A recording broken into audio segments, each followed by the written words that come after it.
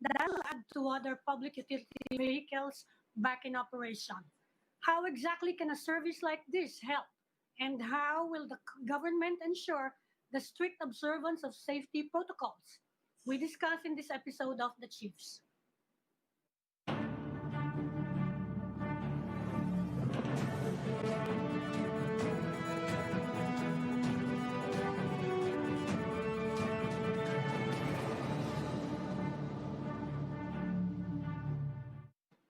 Welcome to this special edition of The Chiefs, and with us is Lucy Cruz Valdez of News 5. Hi, Lucy. Good evening. And okay, there's Robbie Alampay. Welcome. Good evening. One day before Friday. Ay, holiday bukas. Oo nga, and it's a holiday. Anong big news nyo, Robbie? Oh, Okay, what are you monitoring, Lucy? Wala pa yata. yung notification Oo ng nga, oo nga. Bycam, no? Oo nga, So, kaya medyo late kami.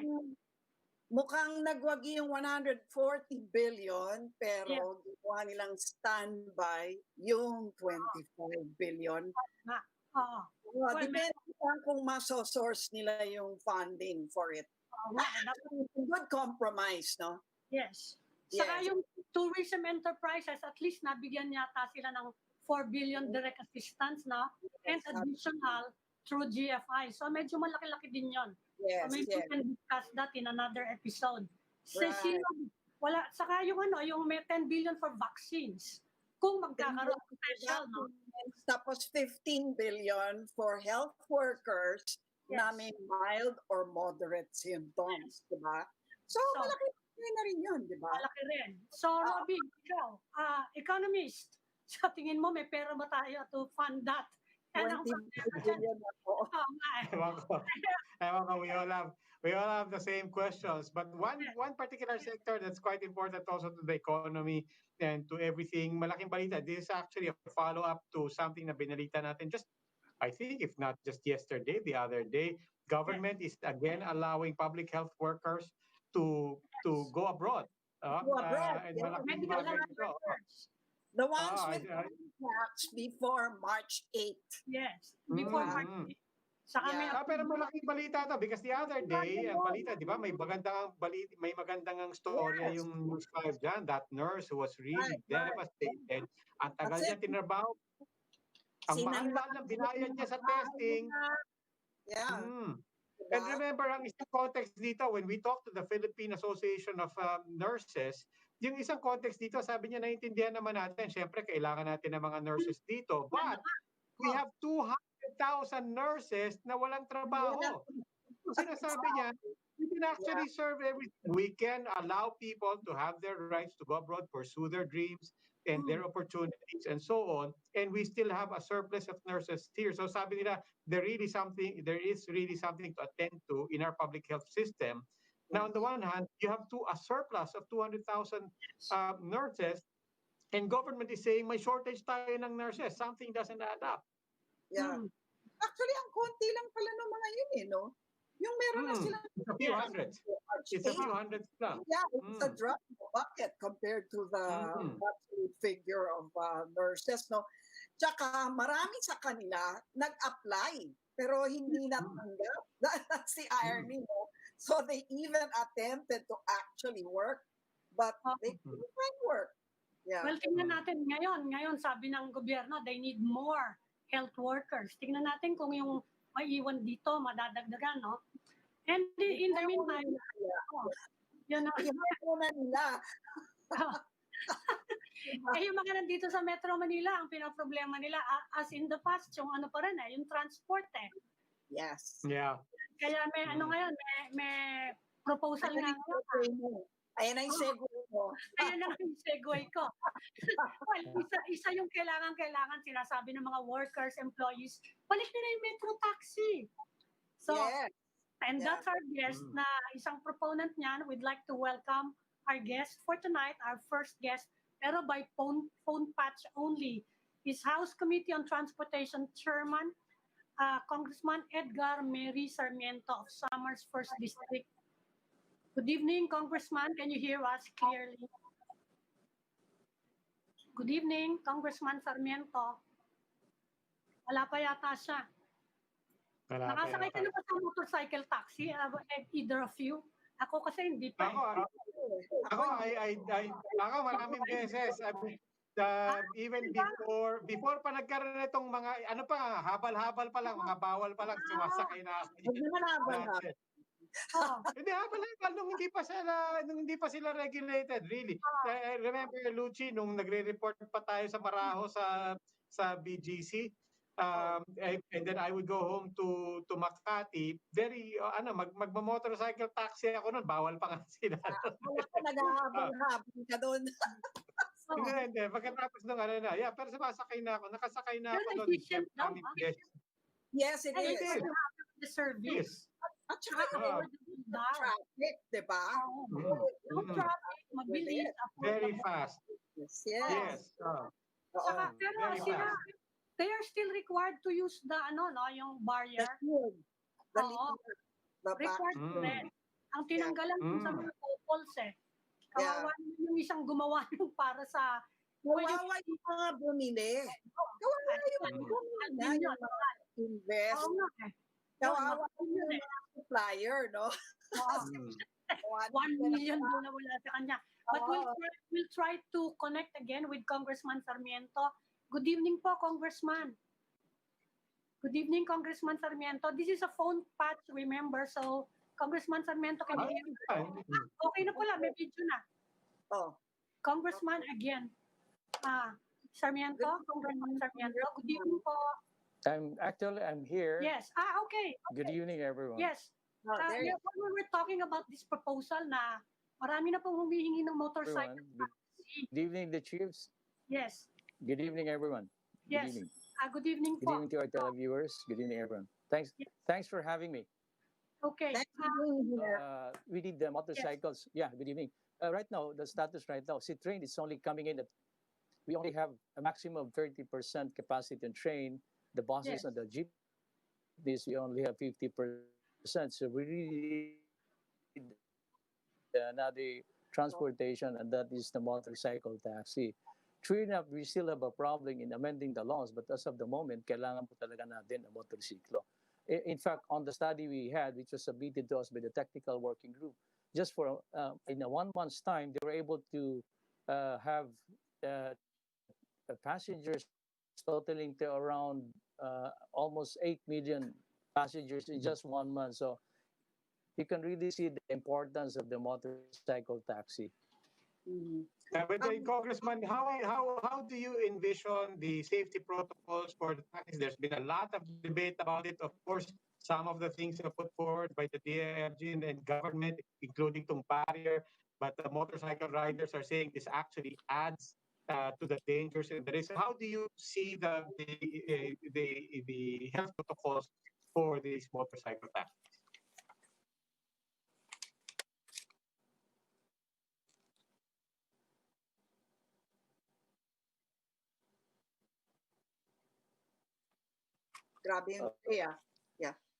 The relevant to health protocols, it was presented to us by the resource person in one of our meetings. In fact, motorcycles coming as one of the safest means of transportation. It's an open, everything is open. Then the driver is shielded by the helmet itself. They have jackets, and plus the shield was imposed by IATF. So nakikita talaga natin is very safe. And on the safe side of the motorcycle itself, the report we got from the technical working group, actually the number of incidents or accidents is very low. It's around 1 accident in every 300 motorcycle. That is the ratio that we're having right now. Now, the status is that we have to amend the law pertinent to the motorcycle taxi or the two-wheel vehicle, because of the moment, based on RA 4136, only four-wheel vehicles are allowed. This is where Congress is coming in, and we're hoping that we will be given 3 to 6 more months to come up with the final technical working group report, because the pilot study was put to stop on the onset of the pandemic. Hindi po ito natatapos yung report. We still have to get the comment from the DICT and the reports from Visayas, from Cebu specifically, and in Mindanao. because Luzon, but it included as well Cebu and in Mindanao. That is the moment. That is the status of the. That's why I am appealing as a chairman of the Committee on Transportation for government to consider really allowing now motorcycle taxi in the absence of the law. I am appealing because we are still in the process really of amending the law. Again, Luchi, please. Yes, sir. No, go ahead. Yes, go ahead. Yes.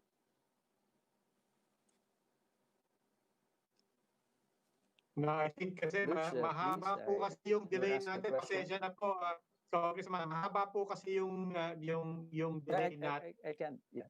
So far, that is the appeal coming from the chairman and the Committee on Transportation of the House. Okay, so if I'm understanding it correctly, I mean, this is a legislative process that was started before pa nga nag-umpisa yung quarantine. But if I'm understanding you correctly, you're appealing for basically some stopgap accommodation or provision while we are still undergoing the process. In the meantime, in this emergency situation, we need to provide these additional modes of transportation.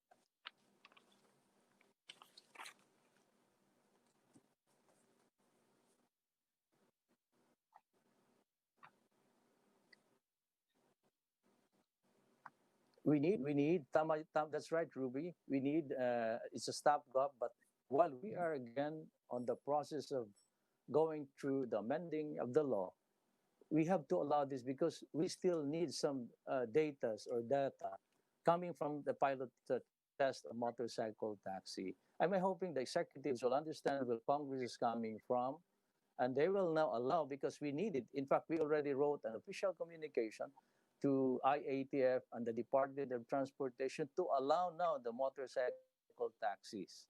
Again, there's an urgency for it. The number of vehicles right now in terms of passengers is down to a maximum of around 40%. We want to restart the economy, and transportation is a must in restarting the economy. Okay. Congressman, paano po yung mga protocols? Medyo tedious po ang mga protocols right now, no? Halimbawa, hindi lang yung barrier, kundi yung sanitizing the helmets, and then kailangan mag-fill up ng COVID, ng contact tracing list.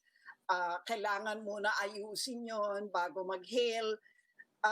Lahat ba yan? Gagawin nyo ba yung parte ng batas na binabalangkas ninyo?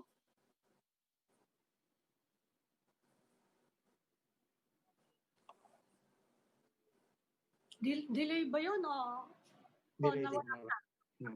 Delay. Congressman. No, remember, Luchi, that this is just pandemic. So totally, but in the norms, this should not be the protocol. Okay. But we're hoping that yes, we're hoping that really during this pandemic, again, true enough, we have some protocols to follow to make sure that the transmission is contained. And motorcycle is one transport has the advantage because there are only 2 passengers.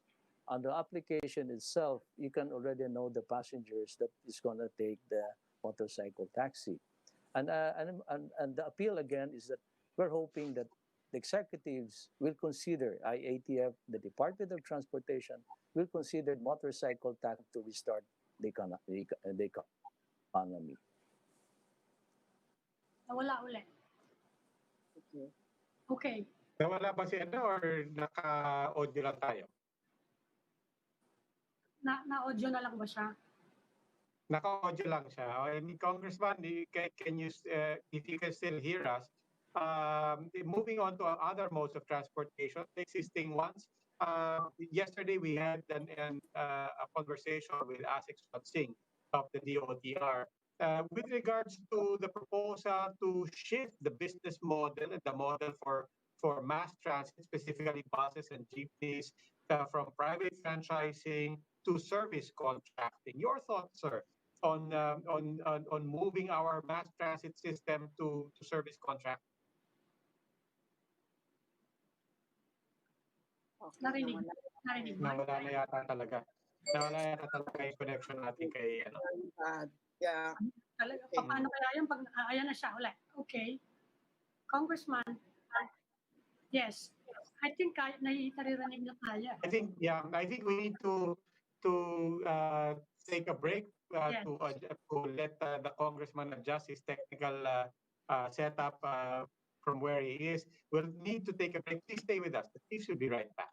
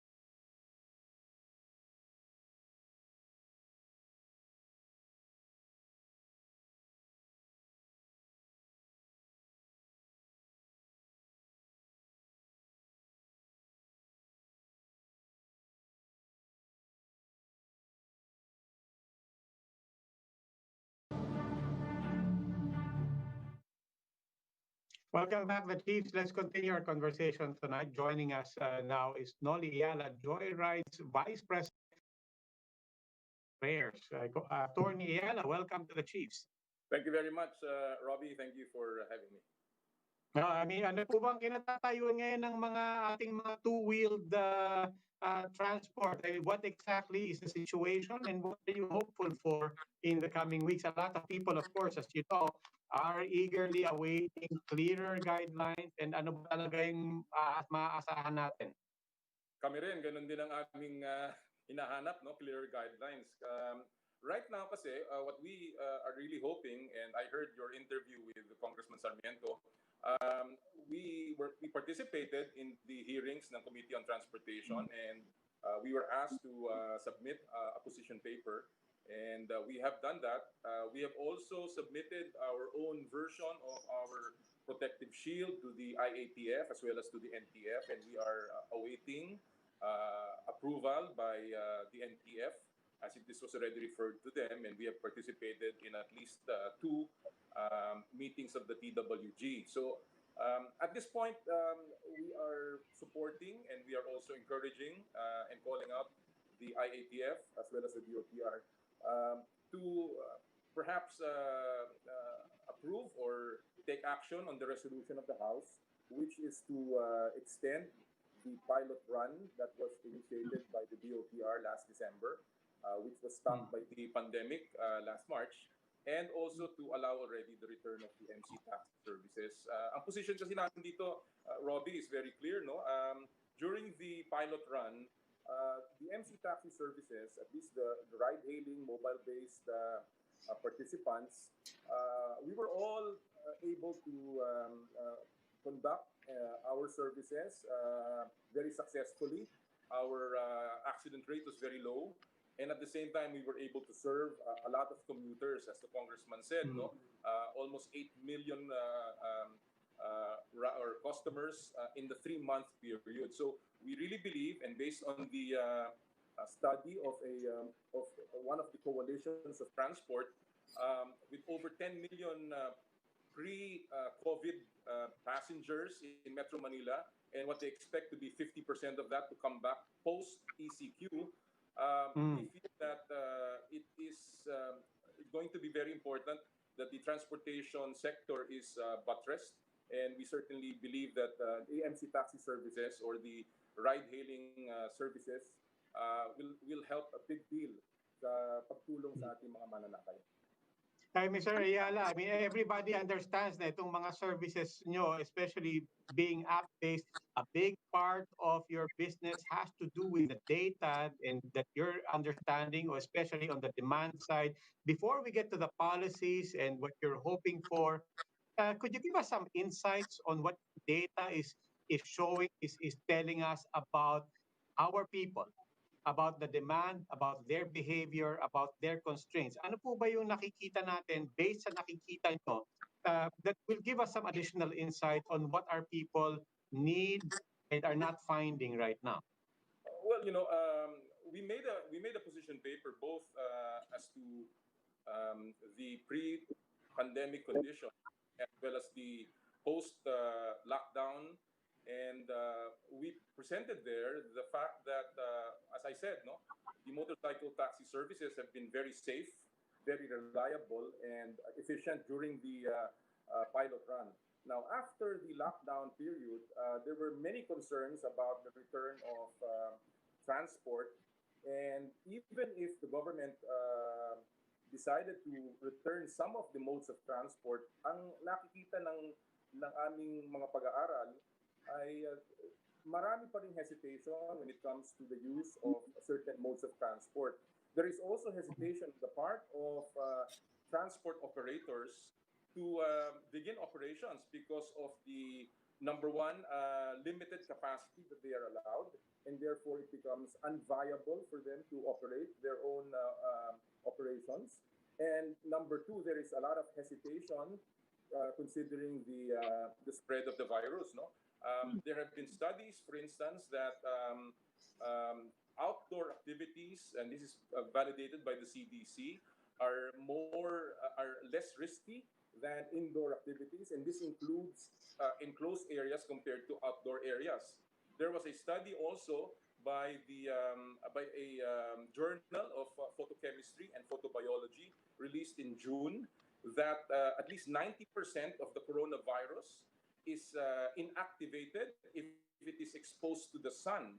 And as you know, motorcycle taxi services are not limited by windows or doors, and therefore are clearly categorized as outdoor modes of transportation. And we feel very confident that with these conditions, the motorcycle taxi service is not only safe, but it's also appropriate for this for the current situation. You're saying they're actually safer because this is what some officials in several agencies are saying, na hindi naman daw pang long term to, na stopgap lang yung motorcycle taxis habang kulang yung transportation, and they still consider motorcycle taxis as unsafe. You are saying this is not true. Well, our studies show, and I think the pilot run has already also showed it, that our accident rate has been 0.0009% during the 3-month period. This is way lower than the national average, and this is so much lower than the international average of accidents involving motorcycles. So we feel that what we have done pre-pandemic, which are the safety on us by the PWG, has helped our services. And at the same time, or rather during the lockdown and post-ECQ, with the additional health and safety protocols that we are planning to institute, we feel that our services will be made even more efficient, safer, and of course reliable. But because of siguro dahil kukunti yung sasakyan sa hindi ba? Can you say that during the pandemic, kukunti kasi yung sasakyan. In fact, if you consider the volume of vehicles on the street, baka lumabas dyan, medyo mataas pa rin yun percentage-wise. Yung pong aming numero was taken during the 3 months. Yes. Kasi nga kukunti yung sasakyan, di ba? Paano ko yung sasabihin ng officer? 3 months before COVID. Before lockdown. Okay. Yes. So yun yung normal Metro Manila traffic, no? That's right. Yeah. Ako naman, ang concern ko, kasi yung barrier, marami pa rin nagsasabi na mas risky pa nga raw yung may barrier. Plus, hindi lang yung barrier, Noli, pati yung helmet, di ba? I don't know about you, but I would feel very, very uncomfortable about wearing a helmet that someone else may have worn na baka positive. But hindi ba, what kind of assurance can you actually give to passengers na hindi nila alam kung sino yung nagsuot ng helmet na isusuot nila, plus, of course, the other risks that come with riding a motorcycle taxi. That's a very good point, Ma'am Luchi. No? And let me break it down. No? On the barrier itself, it has been the position of JoyRide, and we share this with other groups as well as certain government officials, that there is really no need for the barrier. We believe that this is an additional measure. It is not wrong, although it is not necessary. However, because of the and the resolution of the IATF to impose the barrier on back riders, JoyRide has submitted its own design to the NTF. Minarapat po namin yon para po makita nila mismo yung ginawa namin. So we are prepared if the resolution is continued, and we are also prepared if it is not. Now, on the point of the helmet, it is now going to be the policy of JoyRide if and when the MC taxi services are resumed na hindi na po pwede maghiraman ng helmet. So we will not provide helmets to our passengers. The passengers must provide their own helmets if they want to ride as a passenger of JoyRide services. This is Magkano yung mga helmet na yon? May kamahalan yun, di ba? Lalo na pag talagang, standard, safe. Not only that, dadagdag ako dun sa tanong ni Luchi, doesn't that actually have the unintended consequence of people buying cheap, fake, substandard helmets? Para lang cosmetically, mukhang naka-helmet sila. Doesn't that pose additional risk? Yes. Well, let me just say that you will be surprised, no, that many of those who are regular riders, MC taxi services, have their own helmets. No, it has actually been a practice for some of them. No, and we certainly understand that this is going to be an additional cost to the passengers. However, we feel that this is necessary at this time, no? Given the extraordinary times. Meron naman ho kaming gagawin sa JoyRide na parang mga promotional activities so that pwede ho naming maibsan yung cost para sa mga pasahero. So there will be certain promos that the company is already preparing so that passengers can purchase and can obtain helmets that are of quality at affordable prices under the promotional activities of JoyRide. But attorney, doon sa tanong ni Luchi, para lang malaman, magkano nga ba yun? Magkano nga ba kailangan kong ihanda for my very basic pero up to standard helmet? Alam niyo po yung barrier ngayon binebenta, I understand, ng mahigit 500. Yung helmet. Yung helmet po, kung dagdag na lamang, makakabili na kayo ng helmet. So, hindi naman po ganun kalakihan ang presyo po ng helmet. Mga, even up to 2,000 po, makakakuha na kayo ng helmet. 2,000? 2,000. Yung pa rin yun, ha? Pero hindi ba mag-limit yung market ninyo kung ire-require ninyo na bumili ng helmet ang mga pasahero? Di ba liliit yung demand? Well, kasi hindi naman lahat makaka-afford pa rin ng 1,000. Sabihin na natin, 300 na helmet. Well, again, Ma'am Luchi, this is really driven by the necessity to put safety first. No? Ayaw po namin to take the risk. We certainly do not also want to give a sense of security na hindi po akma para sa ating mga mananakay. So, Attorney, can I just clarify? You are seeing this as a policy of JoyRide, not necessarily as part of the law you're expecting. So this is going to be now, as far as you know, JoyRide. Again, Robbie, the idea that we have at this point is that, as Congressman Sarmiento mentioned, while the law or the legislation is still pending and is still being discussed in Congress, temporary or only for this period where we have this situation. No? So we do not know what is going to be in the actual law that will legalize. This is part of the measures that we are proposing in order to extend the pilot run and at the same time allow again MC taxi services to operate during this period of the lockdown. In the meantime, attorney, are you considering diversification? Kasi medyo hindi lang during the pandemic uncertain yung business eh. Even after, hindi pa natin sigurado kung matutuloy yan because officials are resistant to it. Are you thinking of diversification?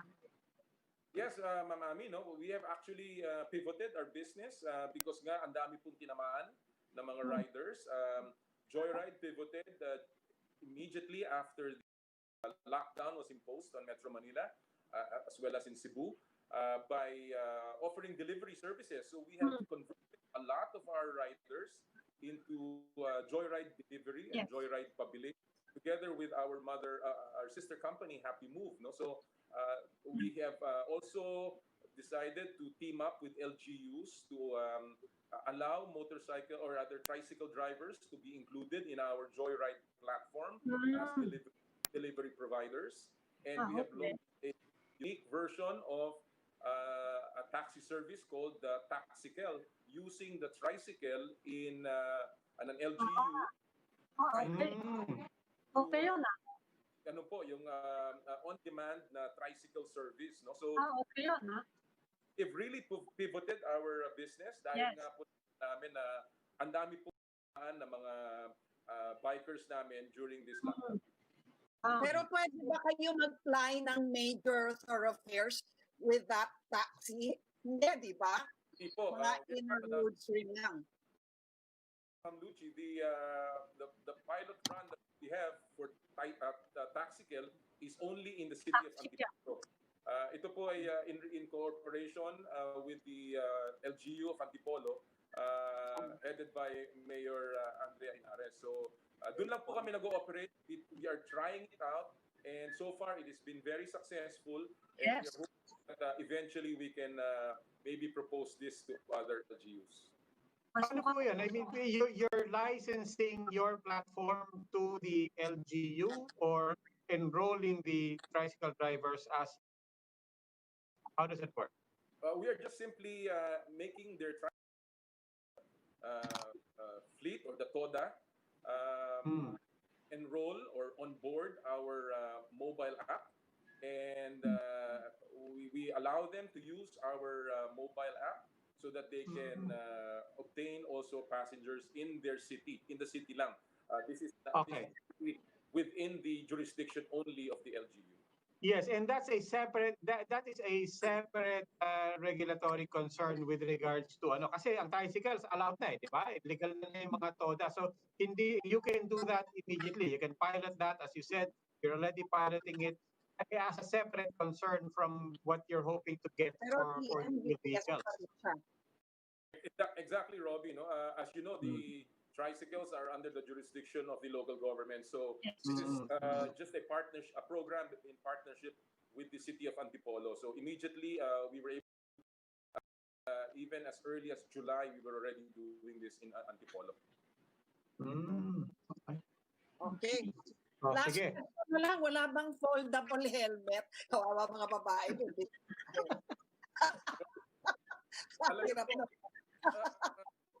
Ang amin talagang gusto tas na experience ang ating mga mananakay. Just to give you an idea, it's actually our barrier. Yeah, this is the barrier. It is very light. It's lightweight. It is backpack. Polypropylene inside and ballistic nylon outside. So this is the material used for luggages. So it is porous. So yes. So it is very safe. It is malleable. It is sturdy enough to hold on to. There are handles here at the back, so you can hold on to the actual shield. And we have submitted this already to the NTF, and we're certainly hoping that we could get approval as soon as possible, because we believe that there should be another option or another alternative design in the market, hindi lang yung in-approve so far ng Di ba yan mape-penetrate ng droplet sa virus? Hindi po, ma'am. Luggage nga raw eh. It actually escapes yung pong droplets.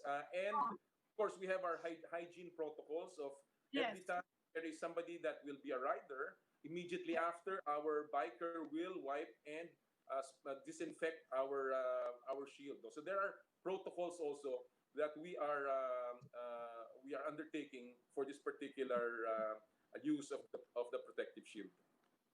Okay. JoyRide Vice President Attorney Noli Eala, maraming salamat po for joining us. Thank you, Noli. Salamat for having me. Salamat po. Okay. We need to take another break. Please stay with us. The Chiefs will be right back.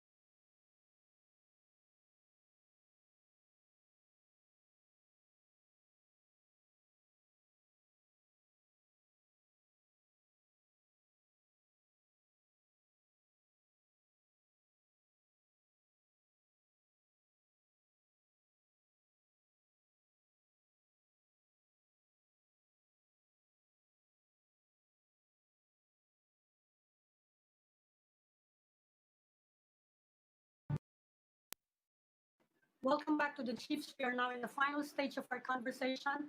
And now joining us is Mayor Toby Tiangco of Navotas City. Welcome back to the Chiefs. Mayor, kumusta po? Hi, Tina. Okay naman. Good evening. Well, we're with Robbie Alumpay and Lucy Cruz Valdez, of course.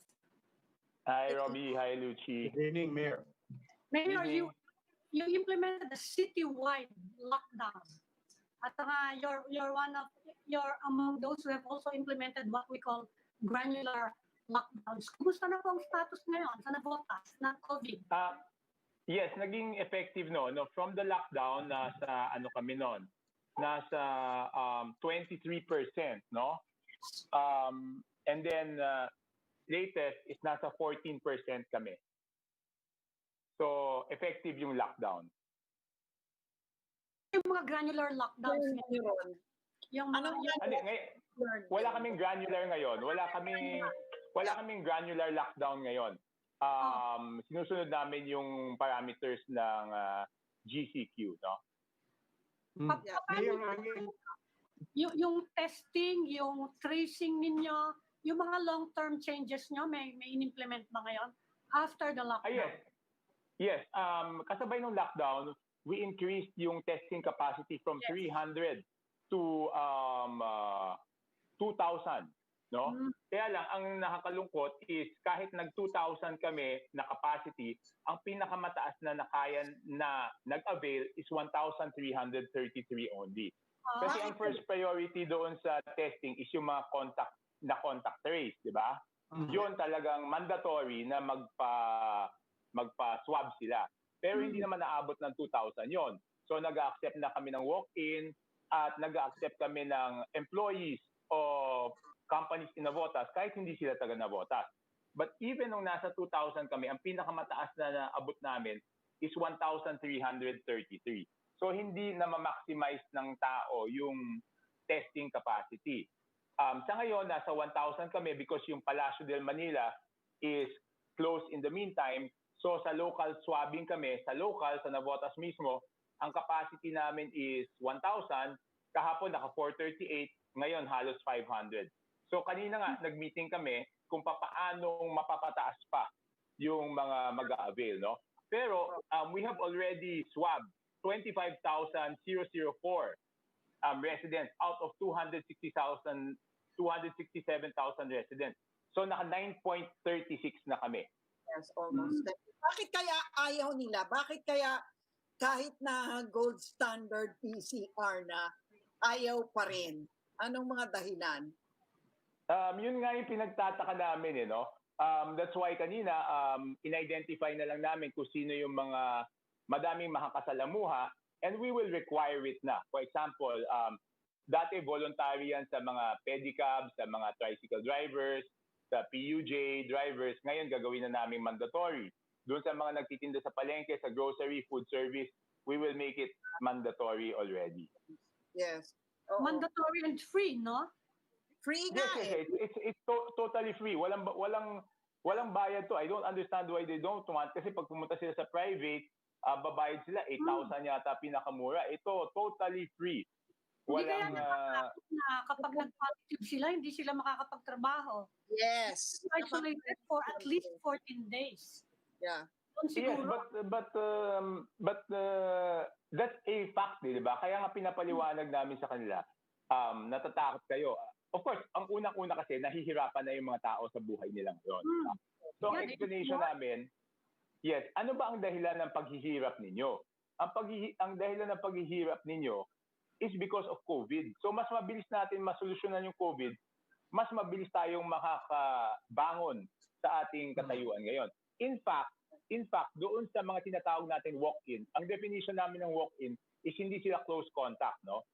Lahat ng walk-in, we do not require them to go under quarantine while waiting for the results.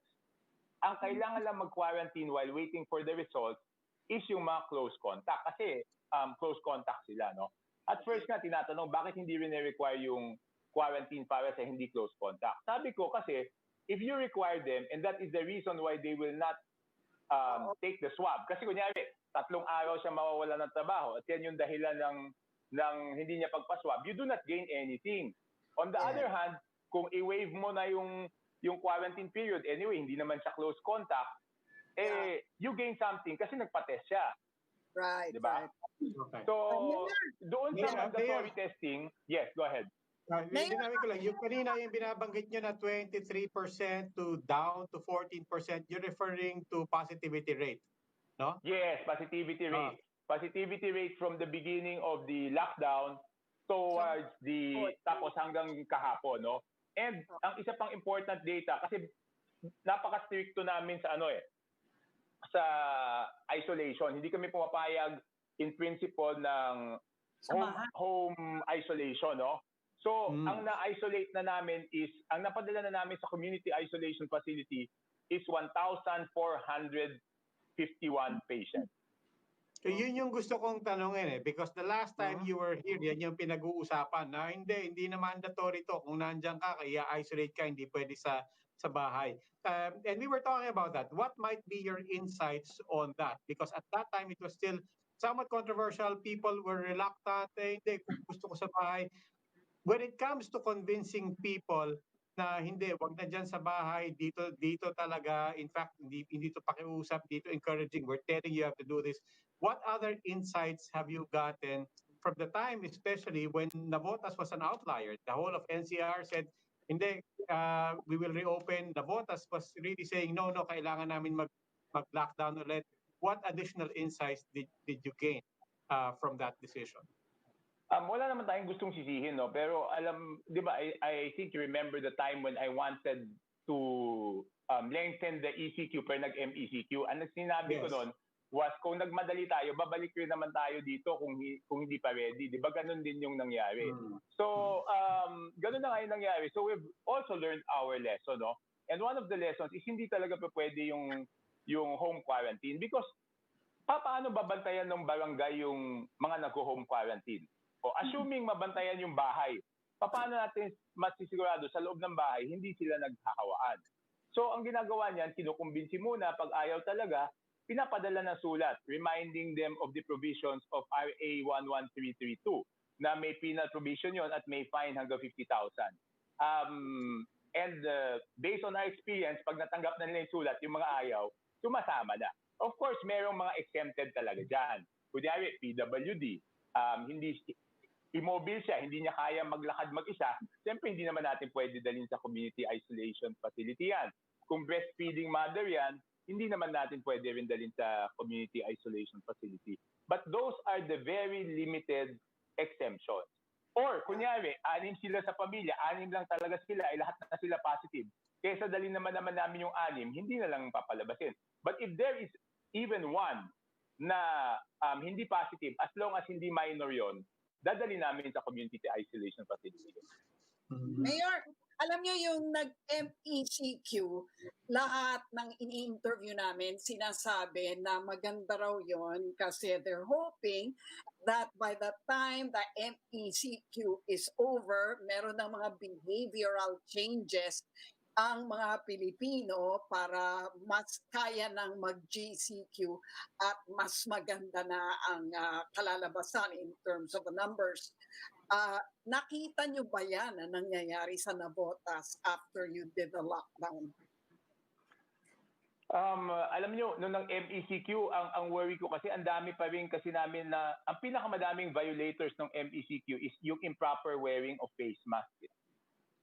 So, yun yung worry ko because pagdating sa GCQ, talagang yun na lang talaga yung strongest defense ng tao. Because yung home quarantine pass, kami sa Navotas, we implement it only for going to the market and do groceries. Kasi para wag silang maging masikip doon sa market at sa grocery. Pero hindi mo na sila maki-question kasi pwede na sila mag-dine out as a family. Basta 30% lang yung capacity nung kakainan nila, no? So, ang hirap na talaga. Mas madami talaga tao lalabas. So, talagang dito, ang kailangan na mabantayan is yung proper wearing of face mask and social distancing. Kasi paghugas ng kamay, hindi mo naman sila mababantayan na maghugas ng kamay. So, yan, dalawang yan, ang napaka-importante talaga pagdating sa GCQ. And of course, dito sa Navotas, since meron pa kaming available test, ang gusto talaga namin, magpa-test, ma-maximize yung 1,000 tests. So we're finding ways to encourage people. Pag hindi talaga ma-encourage, wala kaming choice kung hindi to make it mandatory to those high-risk occupations. No? Kasi yung tricycle driver, ang daming nakakaharap niya, so pwede siyang mahawa. Yung market vendor o nagtitinda sa palengke, ganun din, ang daming nakakaharap niya. So we have to do it. And when you say you make the painful decisions. Yeah. When you say you have to encourage, is it just limited to education and information, or is there actually a way to incentivize people to have themselves tested? Incentivize, I think it's pinag-iisipan namin yan kanina eh. Wala eh, kasi it's enough incentive that we're giving it for free and malalaman mo kung ikaw ay if you're putting your family members in danger, di ba? I mean, doon sa mga talagang gusto, it's enough incentive na libre. Yes?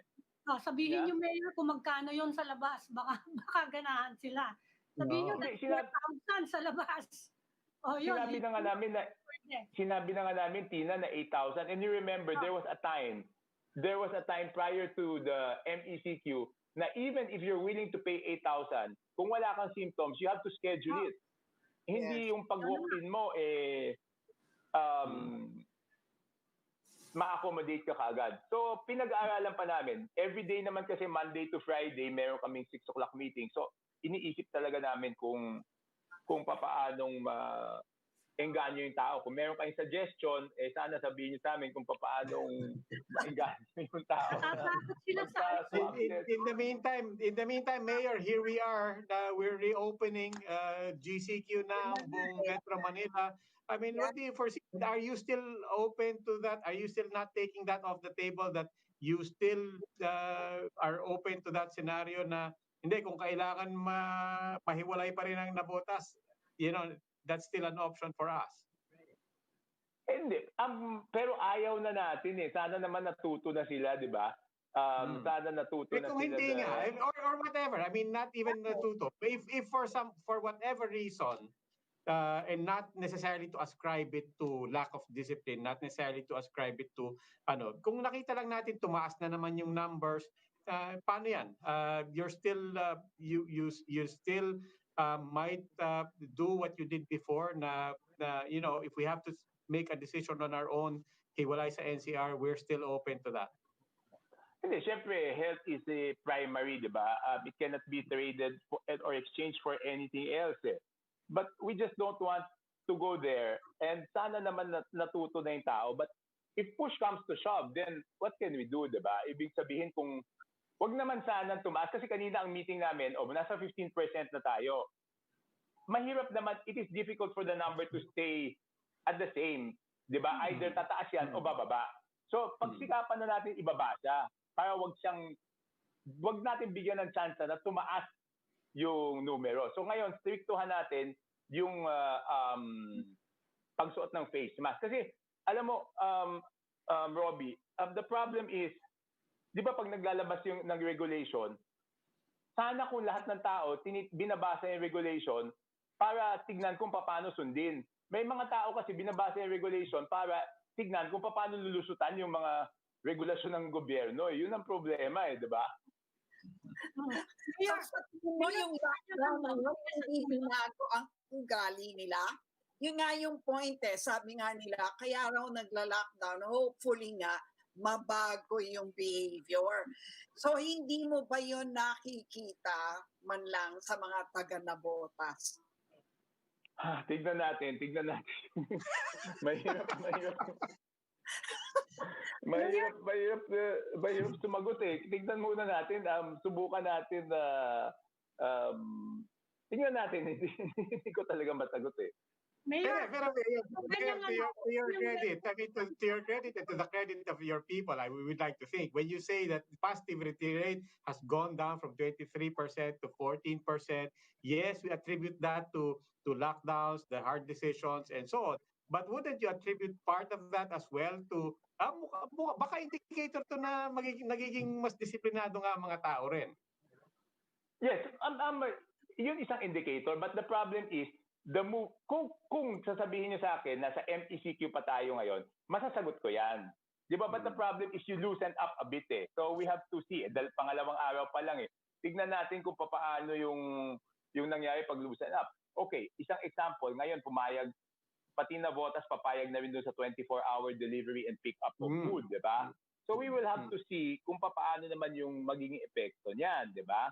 So katulad doon sa Navotas, diniwanag ko, yung delivery 24 hours.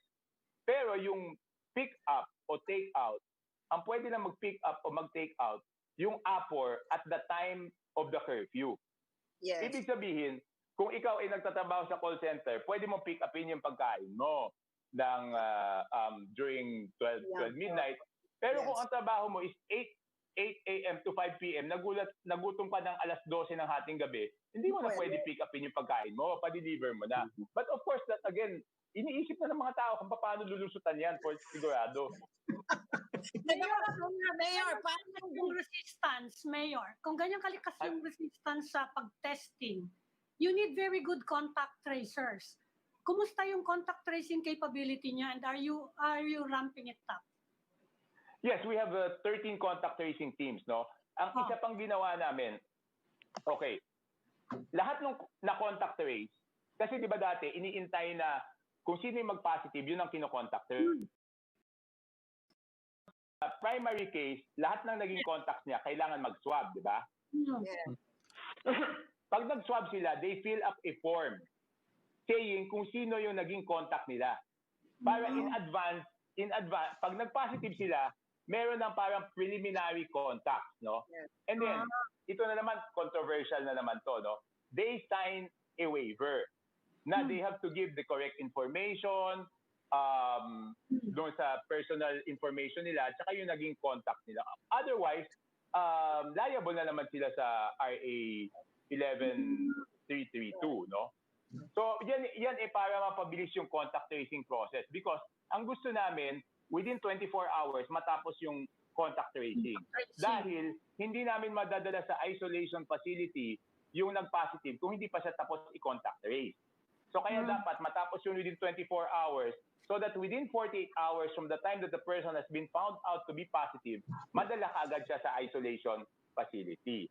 And then, within 24 hours from the time na ma-contact trace, dapat the next day, dinadala na siya sa swab test. Pag nag-refuse siya, nakahanda na yung city legal na may sulat sa kanya na ito, hindi pa pwede yan dahil makakasuhan ka. So, ganun everyday, ganun yung ginagawa namin. Last na lang, Mayor. Short lang. Yes. Nung masasabi mo, nakakatulong ba sa'yo yung mga big brothers mo? Sa akin, wala akong issue. Nakakatulong sila.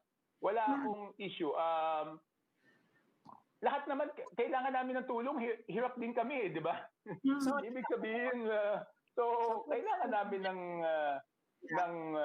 tulong, di ba? Napapagod din naman yung mga kasama ko sa City Hall, di ba? Isipin nyo, just to be able to contact trace them on the same day, magtatabaho yan hanggang 10 p.m., 11 p.m. And then, para masigurado na madadala sila bukas sa isolation facility, kasi pagkatapos pa lang sila ma-contact trace, saka pa lang namin pwede sabihin na pwede na siyang dalhin sa isolation facility. So mga 10 p.m. yan, 11 p.m. Masisipag din naman yung mga national government. I mean, in my experience, hanggang 12 midnight, naghahanap yan kung saan dadaling isolation facility yung mga tao. Then, you still have to arrange the transportation kasi hindi naman fixed yan. So ngayon, 50, hahanap ka ng bus na 2 kasi 25 lang laman ng bus. So hanggang alas 12, hanggang alauna ng hating gabi, hanapan yan. Hanapan ng venue muna, hanapan ng bus. The next day, iintayin ulit yung positive, i-contact trace ulit. Tapos pag na-contact trace, sasabihin na naman sa national government, ito yung mga kailangan namin bed. Hanap na naman sila ng bed, hanap ng bus. So, hindi siya madaling proseso. Okay. Mayor Toby Tiangco of Navotas, good luck po sa testing nyo and contact tracing. Sa inyo na lang kami magpapaswab test. Oo nga, pwede ba? Pwede naman. Bibigyan natin ng special. Total, hindi naman fully utilized ng mga kababayan namin, di ba? Why not give it to others, di ba?